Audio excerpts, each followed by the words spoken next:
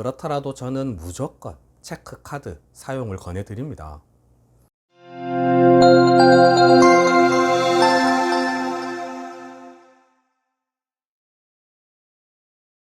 안녕하세요.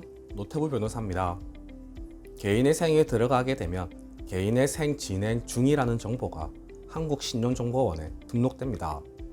그리고 모든 금융기관에서는 해당 정보를 확인할 수 있게 됩니다. 따라서 신용거래는 기본적으로 어렵다고 보셔야 합니다. 대표적인 신용거래로는 신용대출과 신용카드 발급이 있는데요. 신용대출의 경우는 일부 대부업체에서 해주긴 할 겁니다. 그런데 매우 높은 이자율을 요구할 겁니다. 또 개인의 생 중에 새로 신용대출을 받게 되면 개인의 생을 끝까지 마치지 못할 가능성이 매우 높아집니다. 최저생계비로 생활을 유지해야 하는데 대출을 새로 발생시키면 감당하기 어렵습니다. 절대 받지 마시고요. 신용카드의 경우 개인의 생 중인데도 발급 가능한 신용카드가 딱 하나 있긴 있습니다. 그런데 이것도 되도록 사용을 권해드리지 않습니다. 피치 못할 사정으로 할부 등이 필요한 분들의 경우는 어쩔 수 없겠지만 웬만하면 체크카드 사용하시기 바랍니다. 개인의 생 중인데도 발급 가능한 신용카드는 햇살론 카드입니다. 서민금융진흥원에서 지원을 해줘서 발급이 가능한 카드인데요. 구체적인 정보는 서민금융진흥원 홈페이지에 들어가 보시면 확인하실 수 있습니다.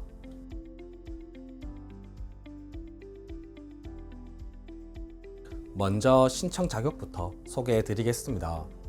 신용점수가 하위 20% 이하여야 한다고 합니다.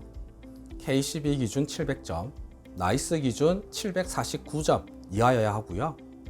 이용자에게 유리한 신용평점 기준으로 적용한다고 하니까 둘 중에 하나만 해당되어도 가능하겠습니다. 또 연가처분 소득, 그러니까 사용하실 수 있는 소득이 600만 원 이상이어야 합니다. 월 50만 원이니까요. 높은 기준은 아닙니다. 그리고 햇살론 카드 필수 교육을 이수하셔야 하고요. 그런데 개인의 생을 하시는 분들의 경우 여기에 조건이 하나 더 추가됩니다. 법원 개인의 생 또는 신용회복위원회 채무조정을 6개월 이상 연체 없이 성실히 상환하고 있어야 합니다. 변제금 6회차 이상 잘 납부하시고 앞에서 말씀드렸던 기준을 충족시킨다면 신청 자격이 되겠습니다. 이용 한도는 보증 한도에서 20만 원 차감하여 부여한다고 하니까요. 보증 한도가 최대 200만 원이니까 이용 한도는 최대 180만 원이 되겠습니다. 그리고 성실하게 이용하시면 최대 280만 원까지 이용 한도가 늘어날 수 있겠습니다. 그리고 당연히 이용 제한이 있습니다. 카드 대출 안 되고요. 결제 대금을 연기하거나 분할 납부 안 되겠습니다. 그리고 유흥업종, 사행업종, 골프장, 성인용품점 등에서도 이용하실 수 없겠습니다. 한 분당 한 개만 발급 가능하고 할부는 가능한 것으로 보입니다. 최대 6개월 이내에서 부여가 된다고 합니다. 해외 결제 안 되고요.